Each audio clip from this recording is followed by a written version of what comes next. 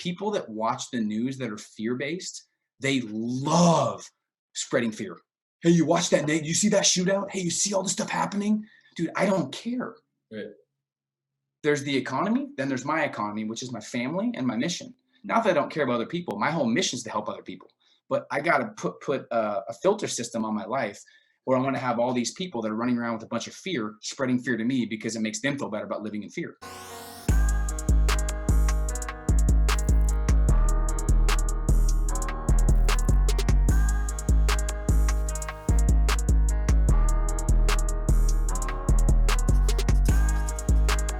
I think a lot of people, including myself, the first thing is they don't know what they want. Right.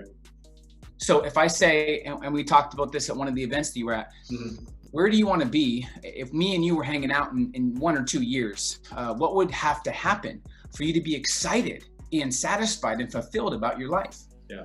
And you have to create an ideal vision. Here's the kicker.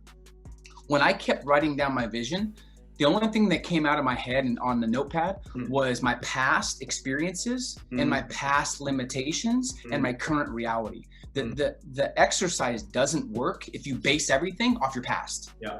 You have to base it off 2 things: what's possible and your potential. If you fully believe there's unlimited potential and a lot of opportunity, if you fully believe that, you will take bigger action and execute your vision. If you do believe and execute your vision, you'll get results and it'll reinforce to your beliefs. Of course I could do this. But it's the opposite effect for a lot of people. When I ran a sales company, if people didn't have beliefs that they could do sales, if there was a parent that said, oh, don't do that, you got to take the normal traditional route, get a 9 to 5, don't do that. Right. Their potential in what's possible is low. Then they trick themselves and they don't take any action. Right. And then they don't get results. And then they say, you know what? My mom was right. I'm not made for entrepreneurship. I'm made to be average. Everything starts with perspective. 1 or 2 perspective shifts can yield someone an extra 100K for the year. It can yield them a whole new life, a whole different way of viewing success, and a whole different level of happiness. 1 perspective shift. Now, me personally, I'm from a super small town in Oregon, off the Oregon coast, 6,000 people. I didn't have any mentors. If you would have told me I was even going to ever touch 6 figures, I would have laughed in your face because I wasn't from that environment, right? Everyone's like, get a 9 to 5. But once I clocked into a different circle of influence and understood the power of vision, everything changed. So that's the first step, is understanding, what do you want? Yeah. What do you want? Like, what is your ideal outcome? Don't base it off your past or don't base it off your perspective that you've had in the past. Don't base it off false philosophies or how you grew up or what your parents said. Base it off what's possible. And the number 1 motivator in life, motivation as in fulfillment, feeling good, progress, confidence, self-worth, success, mentality, comes from progress and pushing yourself. So if someone says, all I want is this, when you get this, you're going to die inside after a couple of years because you're not pushing yourself at all or challenging yourself. Right. Yeah. So that's where that came. And that doesn't, I can't just say it to somebody. They're like, oh, I get it. Yeah. You have to experience it. You have to just, I experienced it through failures, through frustrations, through people doubting me, through going broke, through having no choices, all kinds of things that I experienced. I asked myself, what can I learn? And what's the perspective shift here? So it's just a learning experience. So once I finally got that vision, now this is hard to do because when I write down the vision, here's the kicker. I think this will really put things in perspective and help people. When I wrote down that ideal vision for myself, it was like a couple paragraphs, like exactly what I wanted, why I wanted it, and what was ideal for me based on potential and no limitations. When I looked at that, I didn't fully believe I could do it. I didn't believe I could do it. So people are like, you have to believe. I don't even like the advice too much about you have to believe all the time. I didn't believe in myself. So how can you believe if you've never achieved it? So here's the kicker though. When I looked at my goals, I still looked at my 1-page plan daily, and I'll share this plan with everybody. It's a 1-page plan for your life and business. It's the 1-page masterpiece, I call it. I looked at it. I didn't believe I could do it, but I still looked at it daily and took action like I did believe until my belief caught up. So that's the first thing. When you look at that, you don't have to fully believe right away. If you're at a 9 to 5 and you want to become an entrepreneur and travel the world and make 6 figures or 7 figures, replace your income, you want to live a happier life, you want to be free and autonomous, You don't fully right now have to believe you're going to achieve that. Right. But as you take the little steps and start elevating your circle of influence and who you're around, you start reading more books like yours. You start uncovering little past limitations that you've had. Right. You'll start to believe slowly. But to tell someone you have to believe right away, I just think that's too tough to do. I don't think I believed in myself fully until after I was making $200,000 or $300,000 a year. Super strange. Right. You know what I mean? So that's the first step, is whether you believe or not, whether you think it's possible or not is irrelevant. Yeah. Start thinking bigger. You have to think anyways. You might as well think big. So once you have your ideal vision, then it's your values. What is most important to you? What is most important to you in your life? Is it family? Is it flexibility? Is it adventure? Is it freedom? Is it financial success? Right? Is it health? And everyone's like, well, I have a lot of values. That's great. Everyone does. But what are in priorities? If you had to only pick 4 or 5 values, what are those? Now, this is important to understand what stage you're at in your business. Because for me, when I was 22, 23 and dead broke, my values will always be family, right? But at that point, my value was money and financial success first. Does that mean I'm money hungry? No, it means I'm intelligent. I don't like living in a 1-bedroom apartment with a mattress with no box spring and eating top ramen. So if you love and respect money, it doesn't make you selfish, it makes you intelligent. Yeah. Because if you look around, the more money you have, the more freedom you have, the more leverage you have, the more you can give back, the more you can do, the nicer places you can eat. It's more convenient. First class is more seating. When I have my son, I want to be in first class so he can stretch out more so I don't get hit in the face, right? So no, I'm just kidding. But in reality, I needed to put money as a priority because I was dead broke. Yeah. Now I've turned down more money than you can imagine because my value is peace of mind and family. Yeah.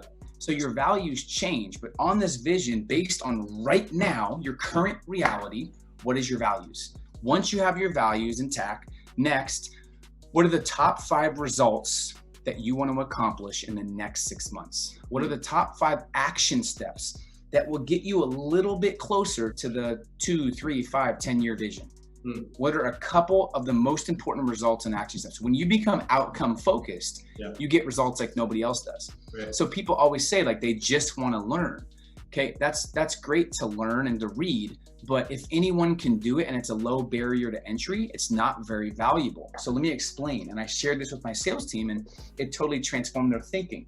So if you read a book, anyone can go get this and read it and look at it and, oh, this is great.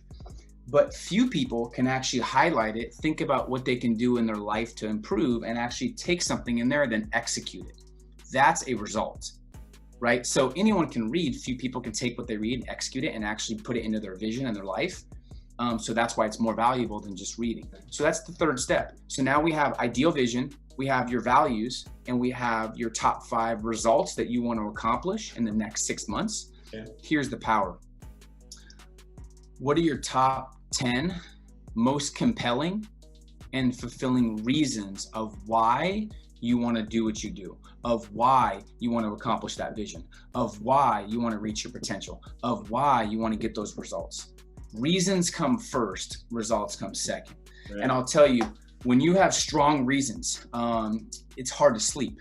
Right? If you're not waking up at 5 or 6 in the morning right now, fired up and excited to take on your day, you don't have strong enough reasons, or you don't understand potential, or you don't know how much opportunity there is out there and you're around the wrong circle of influence. Right. Who you get perspective from is how your life turns out. Right. So if you're with people that have a scarcity mentality, if you're sitting there watching the news all day, in your head, you're thinking, oh my gosh, I don't know what's going on. The world's in a scary spot. No, it's not. The news tells you it's in a scary spot. The world's amazing. There's more opportunity than ever before. The biggest wealth transfer ever is happening right now. Right. And just because someone else makes $50 million doesn't mean you can't. If you don't have financial freedom, if you don't have some leverage, some success, some clarity, and you don't have the convenience to kind of do what you want on your terms, you got to figure out why. Yeah. That's it. It's just figure it out. And you can be that person that's like, I don't even care. We're not talking to those people. We're talking to the ones that have that nagging pull inside that want to do something bigger. Right. So I wrote down my reasons. And when I think about my reasons, Chris, I get chills. Yeah. And you have to pinpoint what things drive you to want to be more successful, or to want to become an entrepreneur, or to not want to have a boss, or to want to do bigger things. Right. Think from your past. It could be from when you're 16 years old, 5 years old, 19 years old. I have so many little moments and instances in my head that when I think about it, fires me up so much. It wouldn't let me give up. It wouldn't let me quit. And once you have strong enough reasons, when you know why, the how reveals itself. Yeah. I knew why I wanted to become an entrepreneur and why I had to accomplish my vision because I had so many reasons. Yeah. It was easier because it started revealing itself to me. If it's not revealing itself to you yet, you haven't wrote down your reasons. So what I did is I wrote down 50 reasons of why I wanted to be successful. Now, here's the kicker. I realized this quickly. 40 of those 50 were BS. Like nice cars. It's like you think you want that. And it's like, I wrote down all these things, a lot of material things, which was good. It motivated me, but it didn't wake me up at 4 or 5 in the morning. Right. So I realized probably 40 of those were like, nah, I was still sleeping in. Yeah. I didn't care that much. But when I got down and I peeled back the layers and I got emotional and really thought about the strongest reasons, I was up at 4 or 5, like so locked in, you could not faze me. Right. And I just don't think people have done enough work for those reasons. And we did a study with my sales team 2011 or 12 where the top people for the year that sold the most amount of product, these were all 19 to 25 year olds. They were all making 6 figures, and we figured out their strongest reasons. And I am not kidding you, it's the craziest thing. I'll never forget this. Top 10 down to number 1. 10 had strong reasons. Number 9 in the office had stronger reasons, and every reason was stronger. Number 1 had the strongest reasons of all of them. Wow. Didn't have the best connections, didn't have wealthy parents, didn't go to private schools, just the strongest reasons. Right. So whoever has the strongest reasons usually becomes the most successful. I remember when I did well, and I had points in my life where I was crushing it, and then I was back to struggling. And my mentor at the time, a side advice, like a side bonus lesson is you always have to have a mentor that kind of cuts your learning curve in half. But so he goes, think about when you were the most successful and the happiest in your life. I said, okay. He goes, write down what you were doing, what you did, how you woke up, what you thought about, who you were around. Okay. I go, okay, that's great. I did it. He goes, okay, there's 8 things there. I go, yeah. He goes, how many of those are you doing right now? And I go, 1. He goes, of course you're stressed out. Why wouldn't you be? You're not doing things that make you happy or get you results or progress. So good. I'm like, damn, that's a great point. Right. So now I know what I'm doing. I know if I work out in the morning, I'm happier. Yeah. I know that if I take time for myself, like I told you, my phone's off right now. It's the middle of the day, my phone's off. Yeah. Oh, Peter, I can't get a hold of you. That's irrelevant to me because I have my values intact and I know my family's here, and it doesn't matter to me. Right. So something Tim Ferriss taught me was you have to be okay with not responding to everybody. And that changed my life. So side note, I realize what emotions I'm in when I'm happy and what emotions trigger me to be negative. So I try to stay focused on gratitude because it's impossible to be frustrated when you're grateful. So one thing I do in the morning in my journal is I write down every single morning what I'm grateful for and appreciative of, what I'm excited about, and what I'm committed to making happen. And if I stay in a gratitude state, and now I have a trigger, I have like a routine and a ritual where if I don't feel myself in the zone, I go back to what gets me in the zone. Once you have your compelling reasons, then it's just, what's the number 1 skill that I need to start thinking about mastering or studying or learning or reading about that are most relevant to everything else I talked about, relevant to my ideal outcome, my values, my goals, my results, my reasons. What's the 1 skill? And then it's focusing on mastery versus overload. Stop reading random things. Stop taking random acts of action. I'm only reading and consuming things that I feel are best for my knowledge based on what I want. That's something that's huge. So for me, I have a checklist. Is this information congruent to my 6-month vision? Is this information proven and taught by somebody who has the results I want? Have I taken, this is a big one, have I taken action on the previous information I've consumed? And am I certain this is the best information and training on the subject? Then I execute that and take action on studying that. But it's all about mastery versus overload. And then for me, it's just making sure once I have, and then what I do is I print this out, I laminate it, and I put 1 copy in the shower, which I don't do anymore because that's ingrained in my head. But for years, I literally had, it's a crazy thing subconsciously. I will pin this in the shower and look, it has my statements on the bottom. I am open to receive all life's riches and millions will continue to come to me. Right? And you can't think, man, if I share that with my cousin, he's going to think I'm greedy. Like if you try to please everyone, the one person you guaranteed are not to please is yourself. Yeah, that's right? Good. So I remember Kayla used to be like, dude, I'm reading your stuff in the shower and I'm like fired up. She's like getting excited about my goals. So when you have each other's goals and you're fired up, it's amazing. And then you hold each other accountable. I'll do something, you're like, hey, your goals on the sheet said this. I'm like, oh, you're right. She called me out. People that have growth mindsets love to be called out. People that have insecurity hate to be called out. Big difference, right? So I have the mastery versus overload. And then lastly, I just measure everything against my one-page plan. I take my problems on head on. I either fix or cut off anything toxic or relationship. So I either fix the relationship or cut it off. I don't want any like, well, they're sometimes they're toxic. No. Like you got to have a good circle of friends, cut off anyone that's toxic or fix it or explain the vision, right? Lower the time you spend with anyone that's not fully sold on you or your dreams. For me, I like to dismiss, complete, or delegate any project that isn't finished, and anything that's festering on my mind for a couple days, I like to address it head on so it doesn't bug me. People always ask, how are you so fulfilled? And it seems like you always have such clarity and you're so focused. This is the reasons. Right. I don't let anything enter my mind that's negative. Right. So that's because misery loves company. Yeah. And I'll tell you, it's funny.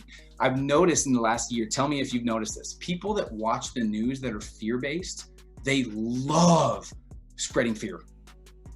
Hey, you watch that, Nate? You see that shootout? Hey, you see all this stuff happening? Dude, I don't care. Right. There's the economy, then there's my economy, which is my family and my mission. Not that I don't care about other people. My whole mission is to help other people. But I got to put a filter system on my life where I want to have all these people that are running around with a bunch of fear, spreading fear to me because it makes them feel better about living in fear. Not happening. Right. So it's just having standards for how you live. And that's how I'll finish, Chris. It's just you get what you tolerate.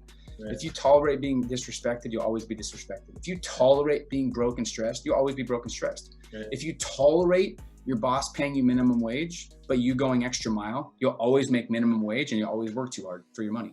Right. So the key is just stop tolerating things you shouldn't be tolerating, and life's gonna revolve around the standards that you set for yourself. So it's just raising your standards in every area of life and business. And I hope I can help, and I hope obviously your book has helped them as well. That's the key, man, is just continuing to sharpen your perspective till you feel like you're reaching some of your potential and your vision. And once you do these things I talk about, the vision will start to unveil itself, the action steps will start to unveil itself, and you will not believe how happy and fulfilled you are. And I think that's the ultimate goal, not the money, not the lifestyle. It's really the ultimate goal is the fulfillment. And that comes when you're actually challenging yourself, pushing yourself, and doing what you're called to do. The goal is the journey, not the destination. Because if you get to your destination and you didn't enjoy the journey, you have failed. Yeah. Yeah. You know what I mean? And just like I say too, if you make all this money, if you make $100 million, but you don't have a lifestyle you're proud of, I feel like you did it wrong. Right. You know what I mean? So it's like just understanding, but maybe their goal was not family, not fulfillment, not purpose, not anything except money. Then they've succeeded. Yep. But I think the majority of people know that when you have fulfillment and a lifestyle you're proud of, it's hard to not be super excited about life. You know what I mean? Hey, thank you so much for checking out my video. If you enjoyed this productivity video, you're gonna love this one I did on the productivity hacks of how to build a 6- and 7-figure business and how to do it in a way where it's not just about more hours, but it's about more intelligence and moving differently in this new economy. So check this video out. I think you'll really enjoy it. Thanks again. People are so obsessed with information and they're not as obsessed or focused on execution of the information or outcomes and real results.